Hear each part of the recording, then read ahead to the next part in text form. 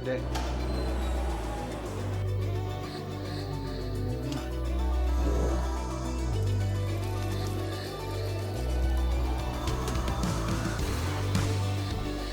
We're about to embark on the journey of a lifetime, and this adventure is going to take us all over the world as we hear stories and talk about ideas that you will never forget. Alpha is a series of sessions designed to engage us in a conversation about some of life's most important questions. This isn't going to be a lecture where we do all the talking. It's a conversation.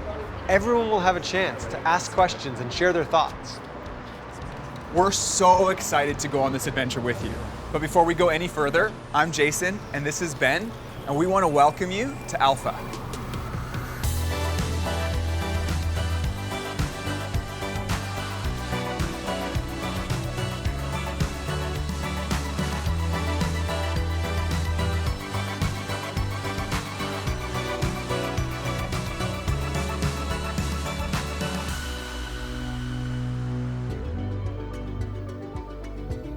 In every Alpha session, we're going to explore a different topic.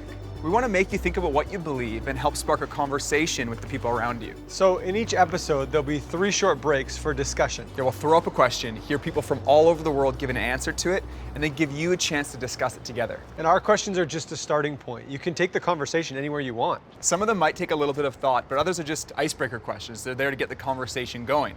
Like, for example, Ben, if you had 24 hours where you could do anything you wanted to, what would you do? Because I've already got some ideas.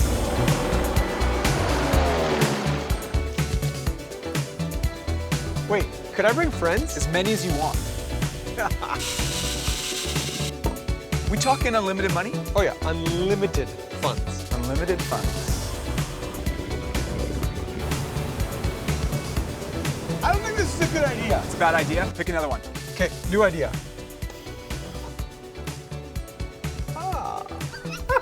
I don't know. I'd play with a bunch of tigers. Okay, I'm just gonna spitball now. Okay. Thinking out of a helicopter. Yeah. In a snowmobile. Okay. Down a mountain. Yeah. Off a cliff. Parachute. Sticks the landing.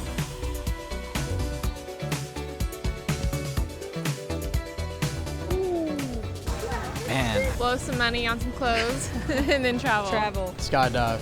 Off top, skydive. Grabbing all my family, grabbing all my friends. I'm buying a big island. Just like rent out an island or something. I would be with a couple of buddies of mine in a yacht, be with some nice girls.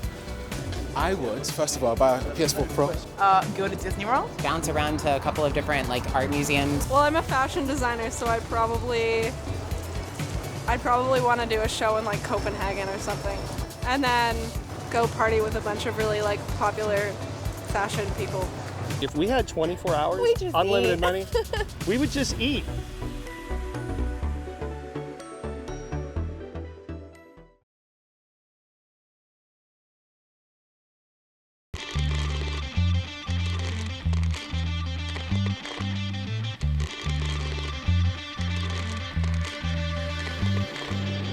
Life is busy. Tons of things happen in our lives every day. And in a 24-hour period, we ask ourselves so many different questions like, what should I eat?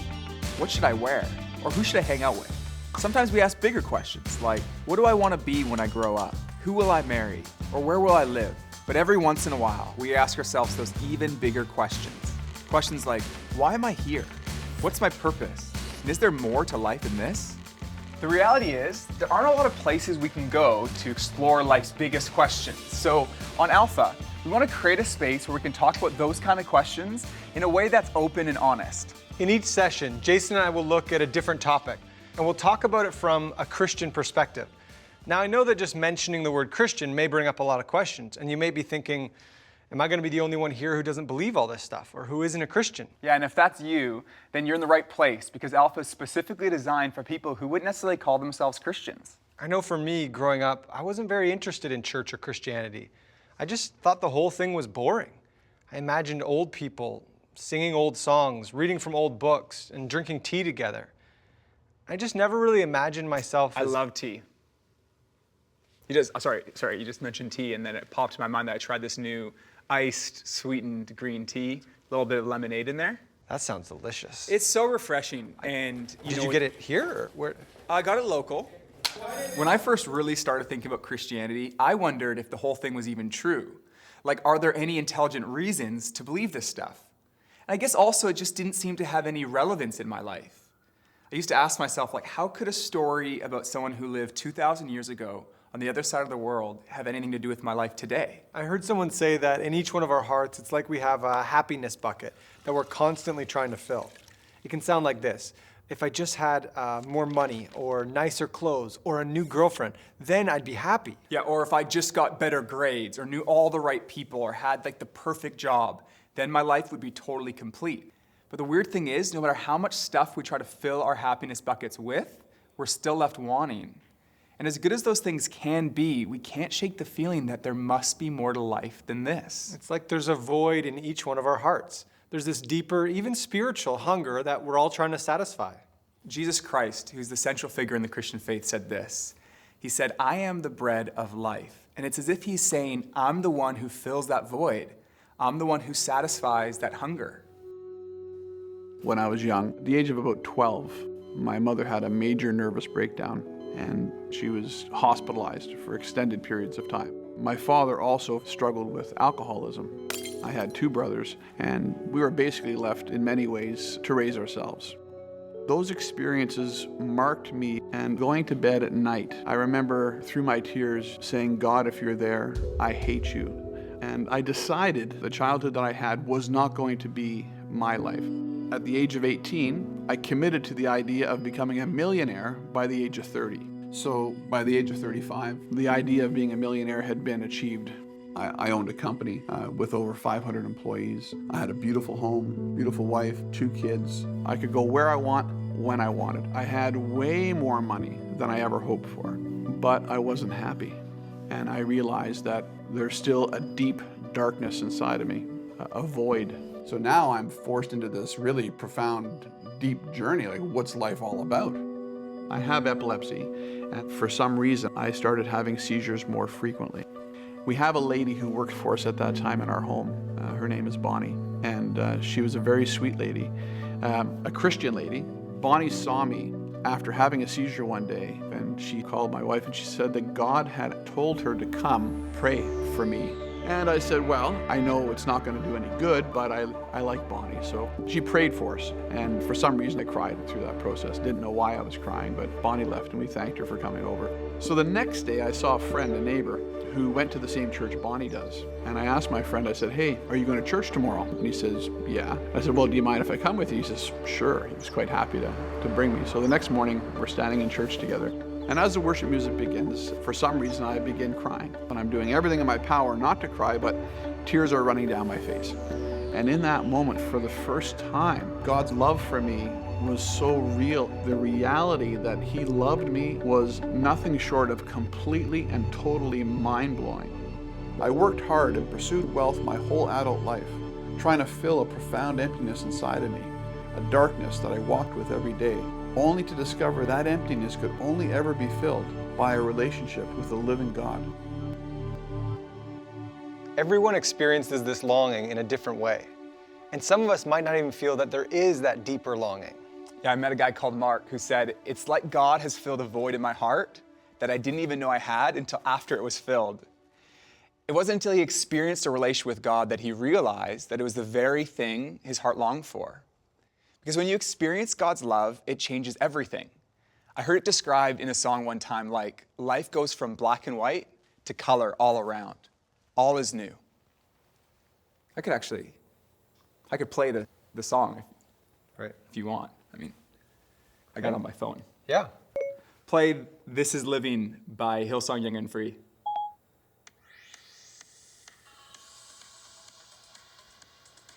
Could you guys make it so they can hear it as well? You can? They're gonna. Perfect. Waking up knowing there's a reason. Coming home to see Mom cook some nice, delicious African foods. I love food. Food, mostly. Gorditas. Eating. Oh man, marijuana, women. Mainly music. Women that smoke marijuana. My cat. Her name's Gumbo. Being outdoors. Animals. Honestly, music. Time with family. Money. Music makes me happy. Animals. I guess you can't really like buy happiness, but you can buy things that make you happy, kind of. Shopping. Being with her. Coffee. Other people laughing. Like, that's just fun, isn't it? Especially like people that have ridiculous laughs. This is living now.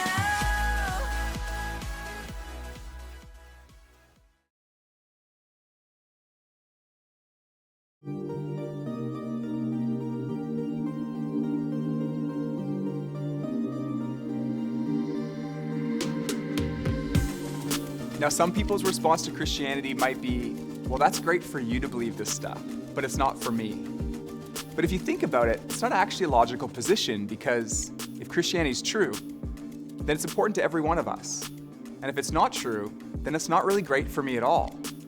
The author C.S. Lewis put it like this: Christianity, if false, is of no importance, and if true, of infinite importance. The only thing it cannot be is moderately important. C.S. Lewis was someone who had taken the time to examine the evidence, and he concluded that it's true. And he wasn't the only one either. In fact, many of the most influential scientists were Christians, like Newton, Kepler, Galileo, and Copernicus. And also some of the most respected scientists today, like Francis Collins, who was the director of the Human Genome Project, a project that mapped the entire human DNA. Well, in the home where I grew up, faith was not something that was talked about very much. My father was a professor of drama, my mother a playwright. When I went to college and those discussions in the dorm late at night about religion began to occur, I had no particular reason to attach value to a faith system. It had never been something I was familiar with or had internalized at all. I ended up in the medical school curriculum sitting at the bedside of patients with diseases. And one afternoon, one of my patients, a wonderful elderly woman, much like a grandmother, who had very bad heart disease. She had a particularly bad episode of chest pain while I was with her. She got through it, and at the end of that, explained to me how her faith was the thing that helped her in that situation. And after she finished her own very personal description of that faith, she turned to me, and I had been silent, and she looked at me quizzically, and she said, "What do you believe, doctor?" And ultimately, I had to admit to myself that her question had made me realize that I had arrived at an answer to the most important issue that we humans ever deal with. Is there a God? And I had arrived there without ever really looking at the evidence. And I was supposed to be a scientist. If there's one thing scientists claim they do is to arrive at conclusions based upon evidence. And I hadn't taken the trouble to do that. I thought Christ was as much myth as history, and I realized after reading more about it, this was a historical figure upon which we have a great deal of evidence for his existence and his teachings, and even his rising from the dead in a literal way. I realized for the first time that one can come to belief on a rational basis, a journey that I had thought would result in strengthening my atheism, but to my surprise, resulted in my conversion. I've heard some people say that faith and science oppose each other. But actually, faith and science work together really well because they both answer different questions. They both offer explanations about the world that complement each other. Science looks at how things work and describes the laws of the universe. Faith helps make sense of questions like, why do we exist and what's the purpose of life? We'll let our friends Jazzy and Landry explain this a bit more. Okay, so I had this cake that I just finished baking, and I want to give it to my friend, Landry. Now, if Landry was a scientist and examined the cake, he'd be able to tell you a lot about it, like what it was made of, how it was made, and maybe even when it was made. But he couldn't tell you everything. He couldn't tell you who made it, and more importantly, why it was made. Only the creator of the cake can do that. Only I can tell you I made that cake, and I can tell you why I made that cake. I made it for my friend Landry because he loves cake. Thanks, Jazzy. And it's the same with this universe. Only the creator can reveal who made this world and why it was made. And on Alpha, we're going to explore those questions of who and why. What would I ask God? How many other planets have intelligent life? Probably, how'd you do it? How it all started. what eternity looks like. How much wood could a woodchuck chuck hit? Well, no, okay. I don't know. I really don't know. Why is there so much war? Who are you? Would I be rich? If we have free will, but you know what's going to happen, how does that work? Why did you make life so tough for some people? Where are you? That's probably what I would ask. What is the meaning of life? Is there something after now, this life here in the world? Is there something after that? Are you the only one, or are there any more of you out there? Why he created mosquitoes. Why? Why? I mean, why, really?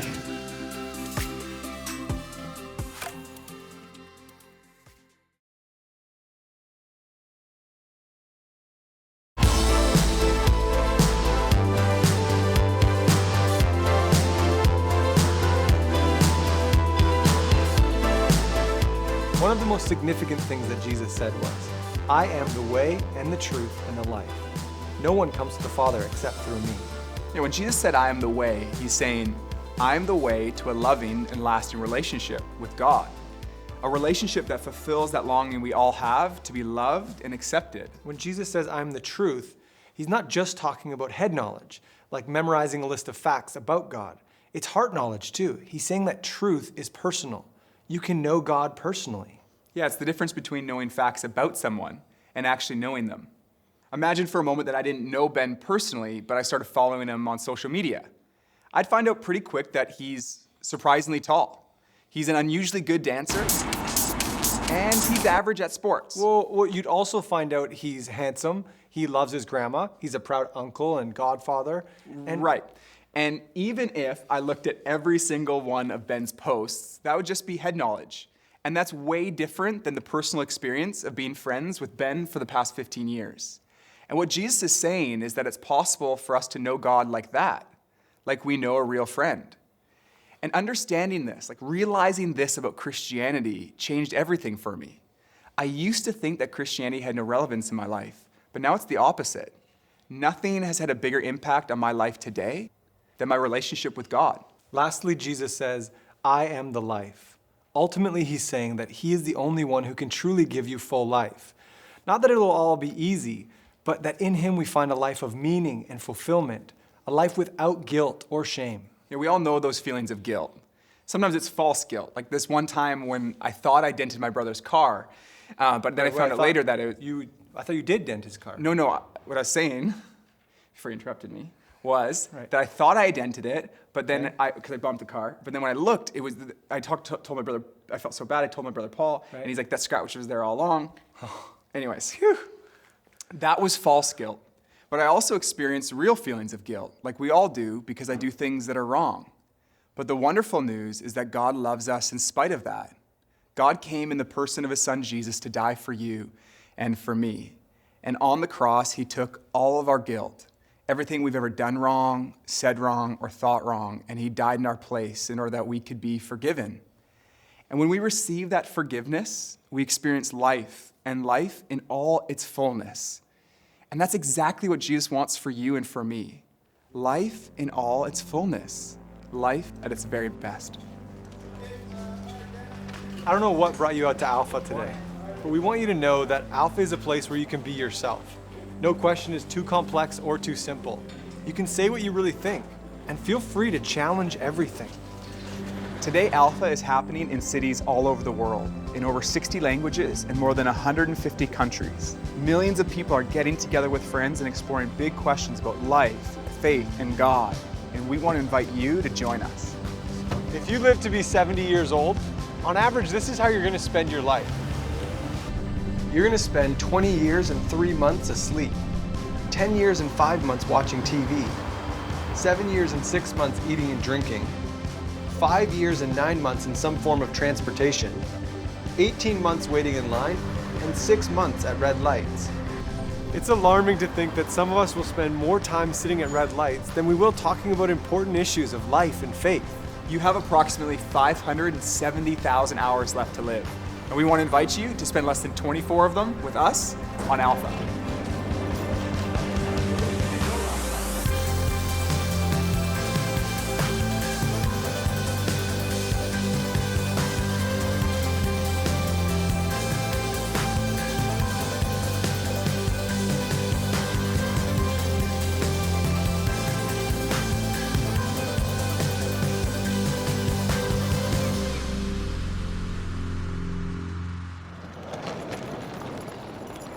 Bro, what time's our flight at?